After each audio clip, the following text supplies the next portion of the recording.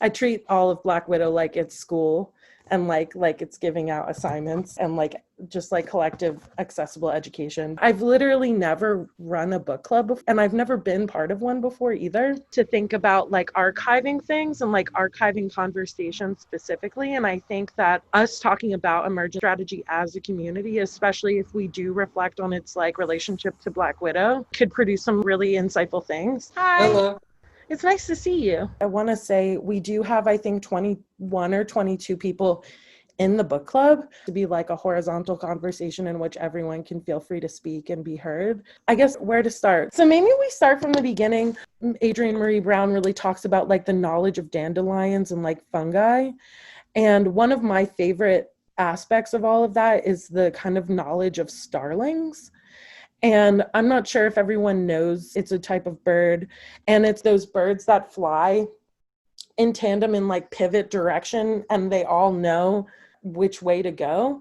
And it really reminded me, if anybody has ever seen Violetta Went to Heaven, it's a beautiful movie about Violetta Parra's life, who was a tapestry maker from Chile. She says, creation is a bird without a flight plan. It never flies in a straight line. Black Widow books at its best is basically we're all a murmuration of starlings, and that we're not flying in a straight line. So did anybody else have any thoughts on this conversation of the wisdom of nature and how it connects to emerging strategy and how it connects to like communities coming together? Yeah, more on your like earlier point of starlings and not knowing exactly like having a, a 5-point plan for like where I want, X, Y, and Z to go, and having a more fluid kind of understanding of,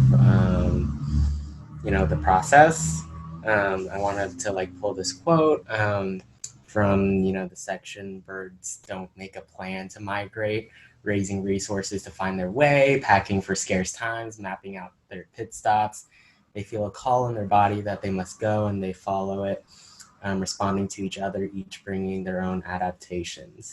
Like always having like, 10 steps planned in advance. And I'm also like thinking about another like site of like natural emergence and being like ants. And when you like seen like videos of like people like flooding ants, or it's like it's raining out, and the ants will like hold on to each other and like build like these kind of like floating structures out of their bodies, has kind of just shown that it's like a very like simple number of rules that they follow, but if they all follow it, then it's able to like create these kind of structures and way of navigating the world that's larger than all of them. Facilitate that in Black Widow books or in other parts of our lives in a larger kind of human sense. Idea that this comes to other life forms so naturally. It's like not a thought process, and perhaps comes to us naturally too, but there's a lot of stuff that we have, has gotten in the way to keep it from just being this really natural, easy thing that we are doing. I think what I really love about that quote, and what both of you are kind of getting at from my perspective, is this kind of like intuitive knowledge, that idea of birds don't make a plan to migrate, they just do it. And there's just this intelligence that exists within the body. I have this whole essay that I wrote, this statement on the necessity for artists coming together in times of crisis. And this connects to a Rilke quote from Letters to a Young Poet, where he says, a great work of art has sprung from necessity. And I think that what's really amazing about this connecting to the starlings and the migration of birds, it's like that's a necessity for them to survive. And I do think that art is a necessity for survival, in that it becomes a vehicle to build community. And just like flocks of birds, we need each other. And I do think that there's an innate necessity and an innate wisdom and an intelligence, basically, of like coming together to create something larger than one's own practice.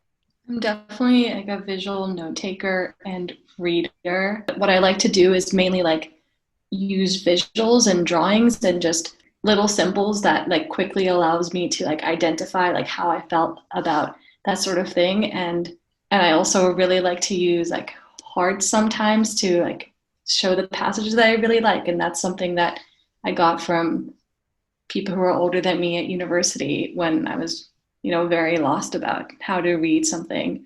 Like, I'm not really used to reading books like this. What was interesting at the beginning, when the author says like, oh, I'm not using like science, or like I'm grounding this in a different thing than I'm used to. So for example, I'm used to reading like investigative journalism, or while I did study like art, most of my studies were in the social sciences, where like hard data was necessary for everything. And so part of why this has been like slightly harder for me is because I'm just used to people giving me arguments in a certain way and backing things up in a certain way. And I haven't been exposed to many different approaches because that's not been prioritized in academia, for example. So I definitely wanted to see like how this conversation would go.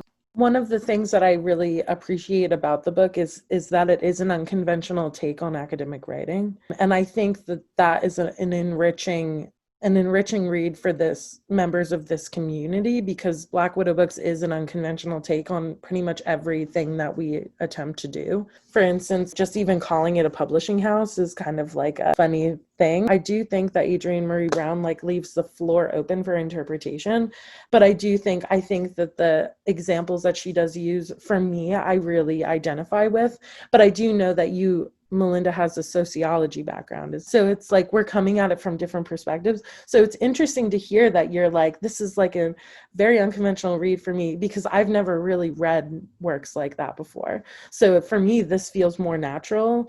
And I really love that it's very accessibly written, which is a huge goal of Black Widow Books. It kind of complicates the idea of what the canon can be and what academic writing is. I'm reading another book right now. It's called Killing Poetry by Javon Johnson. And in it, I'm paraphrasing here, but he basically says, I never wanted to be an academic writer. I wanted to be a writer who writes from compassion and who writes with a generous heart, basically. And I think that that's really radical in a lot of ways to approach, because he is an academic, but he writes with the accessibility and with the passion that a lot of dense academic texts, in my opinion, lacks. So I do think that it becomes like this really, just this beautiful thing to take a very complex subject and break it down in accessible and digestible and more simplistic ways.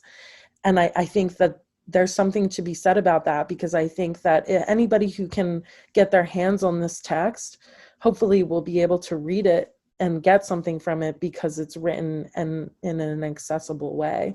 And one of the big goals of Black Widow Books is to present an accessible education to people, is to present a doorway into the art world, and to really kind of challenge what the canon is and what it can be. And I think that what's great about Black Widow Books is it's not only presenting a new type of canon, but it's presenting artists, young, not necessarily always young, but it's presenting artists who are making today. And I think that is really powerful, especially because of the situation of like where we're at with the world. And it's just like a new kind of canon. And I think that is an exciting thing. To the point that you were talking about, though, Leo, I think, and prior, the question about, like within these sort of structural contexts, how do we question, innovate, press against these boundaries? I think as creatives, that's part of the synaptic structure of the brain, right? Is making sense of disparate pieces and weaving them together, which I think is reflective of the structure, as far as I understand it, of Black Widow.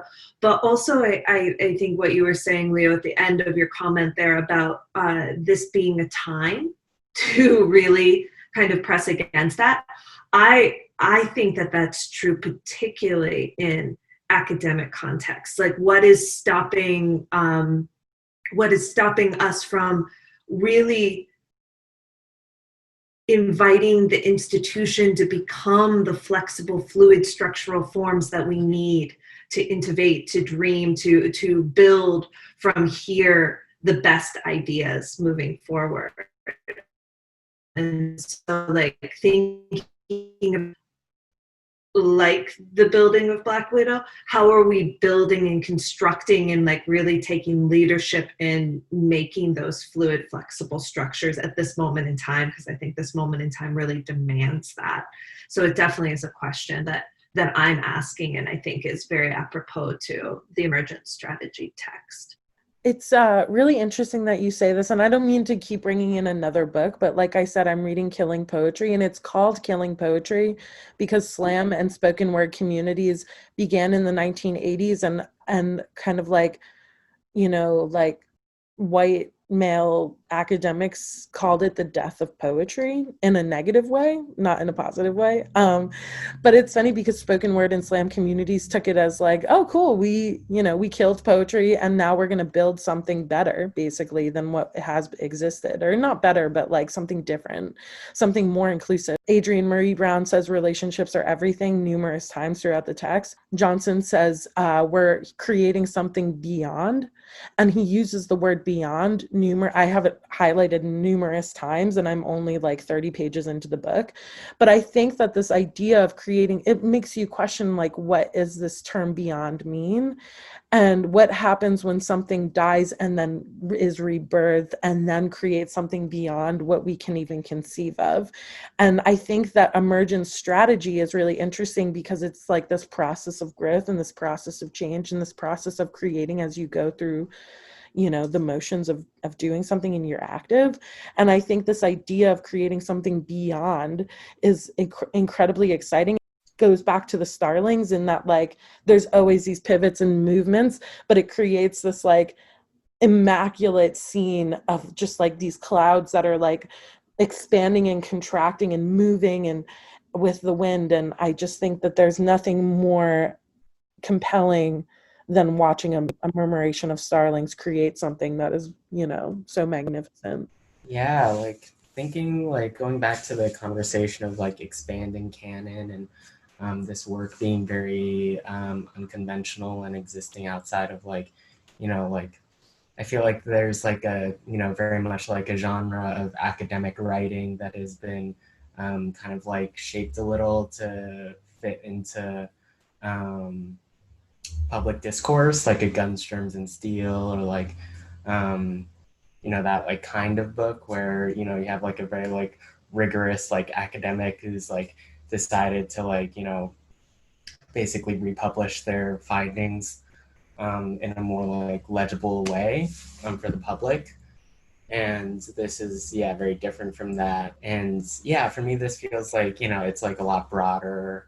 You know, I think like Adrienne Marie Brown is like very upfront at the top, being like, you know, I'm not a scientist. I'm like collecting these things from the world and, you know, putting it together. And for me, it feels very much like an entry point. Like it's asking you to like learn more about like fungi and learn more about like the birds and learn more about like these different systems, you know, both like for your own just like mental like stimulation. I thought it was really interesting. The biomimicry, like that whole section about that was really fascinating. Like I'm familiar with like in sociology when you talk about other social creatures like ants or bees, and you talk about that, and that's included, like ants, but also like living matter in general and how that works. And I just think like these different ways of seeing and thinking related to other living matter other than just even like social creatures is so interesting, because maybe there's something to learn there that we're not really thinking about.